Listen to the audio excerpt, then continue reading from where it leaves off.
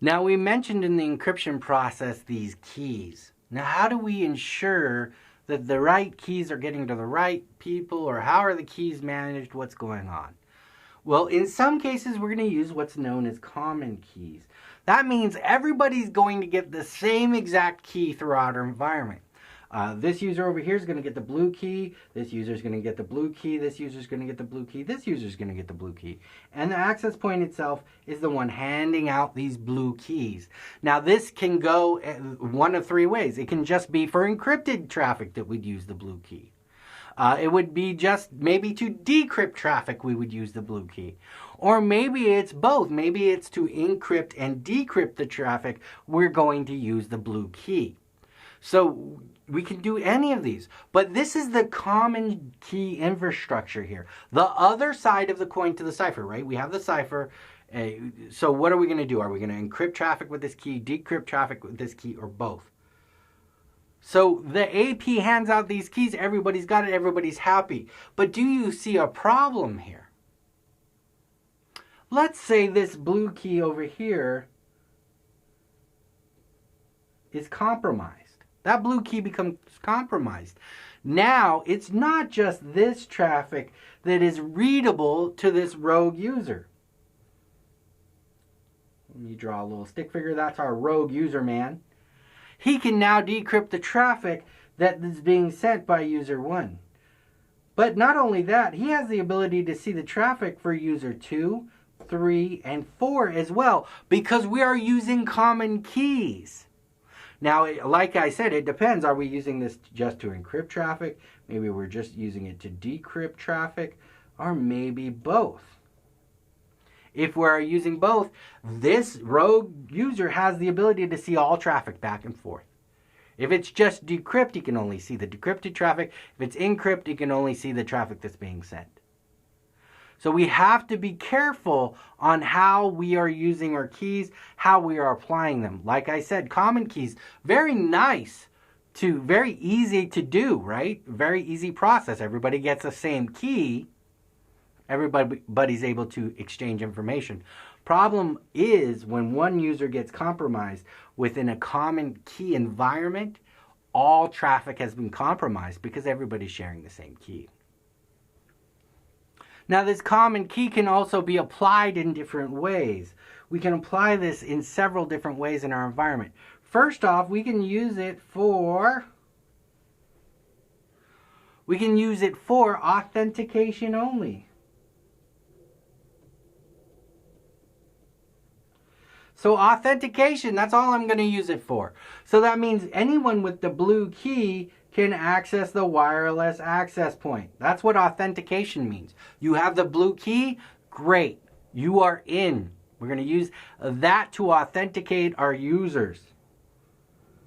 We're going to use the blue key of authentication. That means we have authenticated you. You can now use it in your environment. But in authentication, that means none of the data is encrypted in this common key application of authentication.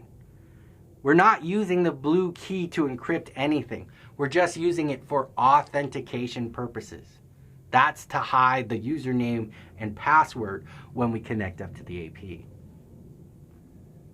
Next up, we can use it for encryption, meaning anyone can connect up to the network, but only those who are using the blue key will have any encryption of the data sent. All other data is going to be sent in plain text. Anybody using the blue key encryption process will have their traffic encrypted between themselves and the access point. And then last but not least, we have 3. It is used for authentication and encryption.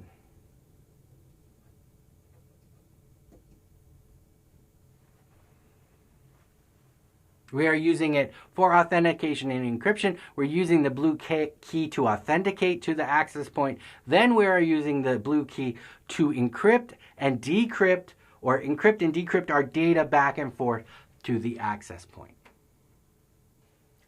All right. So that was a common key. What are individual keys then? Well, individual keys are keys that are shared on an individual by individual basis. So here we have user 1 who has a blue key, 2 has a red key, 3 has a green key, and 4 has a gold key. We're using 4 different keys for 4 different communications. User 1 is using blue, user 2 is using red. But how do we get these individual keys shared out like this? Well, we would have a common key being used as well. That common key is actually shared first, and that common key is used to pass the blue key to user number 1, the red key to user number 2, and so on and so forth. So this common key, much like we saw in the last slide with the blue key, would be given to everybody. Everybody's using that key. But once we do that now with individual keys, I pass individual keys for encryption of each person's traffic. So if number 1, blue key, becomes compromised by our rogue user again, that rogue user is unable to see any of the other data being passed to the other users. It will be able to see user 1's, that's okay, but will not be able to see other data passed by the other users because they're using a different cipher key. Now this is true for unicast traffic on your wireless network, but not broadcast traffic to your wireless network. For broadcast and multicast traffic on a wireless network, we use a common key again. We have to fall back to that common key, like we saw on the last slide, where everybody has the same key. So in actuality, everybody's going to have at least 2 keys.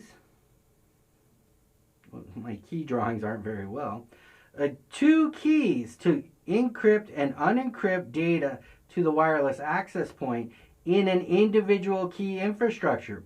So even if we go the individual key route, we will have an individual key for unicast traffic, as you see red, green, gold, and blue.